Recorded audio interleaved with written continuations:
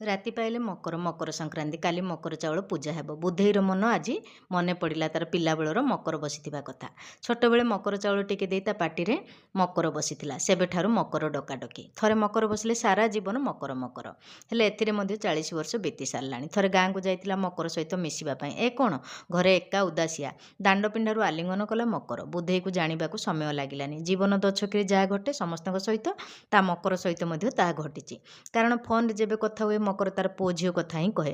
ମୋ ପୁଅ ବିଦେଶରେ ଚାକିରି, ଆଜି ମନେ ପଡ଼ୁଥାଏ। ମକର କାହିଁକି ଏତେ ଦିନ ହେଲା ଉଦାସ ରହୁଥିଲା ବା କଥା ହେଉନଥିଲା। ସତରେ ଭଗବାନ କେଡ଼େ ନିଷ୍ଠୁର। ଯେଉଁ ପିଲାଙ୍କ ପାଇଁ ବାପା ମା ସବୁକିଛି ତ୍ୟାଗ ସେଇମାନେ ହିଁ। ଆଖିର ଲୁହକୁ କାନିରେ ପୋଛିଲା ବୁଧେଇ। ଫୋନ୍ ଲଗାଇଲା। ସେପଟୁ ମକର କହିଲା, ହଁ ମକର କହ। ଆଲୋ ମକର ଶୁଣ, ମୁଁ କାଲି ତୁମ ଘରକୁ ଯିବି। ଆଉ ସାଥିରେ ମକର ଚାଉଳ ନେବି। ତୁ ଆଉ ମୁଁ ମିଶି କାଳିଆ ସହିତ ମକର ବସିବା ଲୋ।